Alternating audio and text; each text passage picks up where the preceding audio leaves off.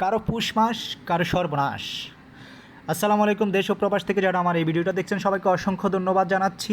যারা আমার Facebook page থেকে ভিডিওটা দেখছেন তারা অবশ্যই ফেসবুক পেজটা ফলো দিয়ে রাখবেন, এবং যারা ইউটিউব চ্যানেল থেকে আমার ভিডিওটা দেখতেছেন সবাইকে অসংখ্য ধন্যবাদ। সবাই আমার ইউটিউব চ্যানেলটা সাবস্ক্রাইব করে রাখবেন এবং নিত্য নতুন ভিডিও পাওয়ার জন্য, এবং ভিডিওটা বেশি বেশি করে শেয়ার করে দেবেন আপনার আশেপাশে বন্ধু বান্ধবদেরকে দেখার জন্য। সো আজকে চলে আসলাম পেনি নদীর ভাঙ্গন এরিয়াতে, যেখানে শত শত বসত বাড়ি উধাও হয়ে গিয়েছে এই নদীর কবলে পড়ে।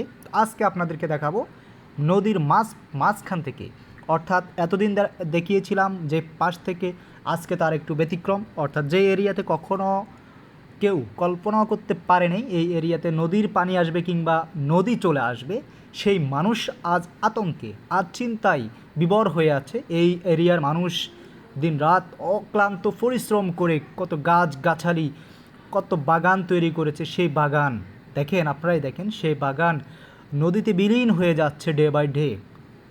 এভাবেই প্রতিনিয়ত ভেঙে যাচ্ছে আমাদের মুজাপুরের শত শত বসত বাড়ি, শত শত গ্রাম, শত শত জমি। সো আজকে আপনাদেরকে দেখাচ্ছি মুজাপুরের সোনাগাজী হয়ে যেই বাইপথ, যে বেড়িবাঁধ হয়েছিল, নতুন বেড়িবাঁধ, যেটাকে মুসাপ তেরোচোরার বেড়ি থেকে বাংলা বাজার হয়ে সোনাগাজী ব্রিজটা লিঙ্ক করেছে। সেই লিঙ্ক রোডের পাশে থেকে আজকে আপনাদেরকে আমি ভিডিওটা শেয়ার করতেছি। এই ভিডিওটার মাধ্যমে আপনারা বুঝতেই পারছেন যে আমি রাস্তার একেবারে নিকটস্থ, এটা হচ্ছে বেড়িটার পাশ থেকে আমি আপনাদেরকে ভিডিওটা দেখাচ্ছি। এই নদীটা ভাঙতে এবং কি শেষ পর্যায়ে চলে এসেছে। আজ থেকে আরও 15 দিন আগে কিংবা 1 মাস আগে এই এলাকার মানুষ কখনো চিন্তাই করেনি যে নদীটা তাদের এতটা অশান্তি সৃষ্টি করবে তাদের মনে, কিংবা তাদের ঘুম কেড়ে নেবে, তাদেরকে দুশ্চিন্তা ফেলবে।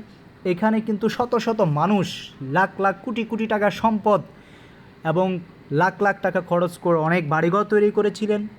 আজ থেকে 2 মাস আগেও এখানে জমির দাম আকাশ পাতাল ব্যবধান ছিল, যেহেতু এটা একটা বাই রোডের পাশে, অর্থাৎ বেড়িবাঁধের পাশে, যার কারণে এখানে অন্যান্য এরিয়া থেকে এরিয়ার জায়গা জমির অনেক অনেক মূল্য ছিল।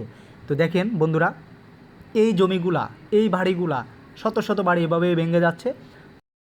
অবশেষে দুঃখক্রান্ত মন নিয়ে আমরা বিদায় নিচ্ছি। এই এলাকার মানুষকে লাখো সালাম। কষ্ট ভারাক্রান্ত হয়ে আমরা আমাদের পথ ধরেছি। আমরা এই পাশ দিয়ে আমাদের গন্তব্যে পৌঁছে যাচ্ছি। সবাই ভালো থাকবেন, সুস্থ থাকবেন। মুসাফিরবাসীর জন্য অন্তরস্থল থেকে দোয়া করবেন।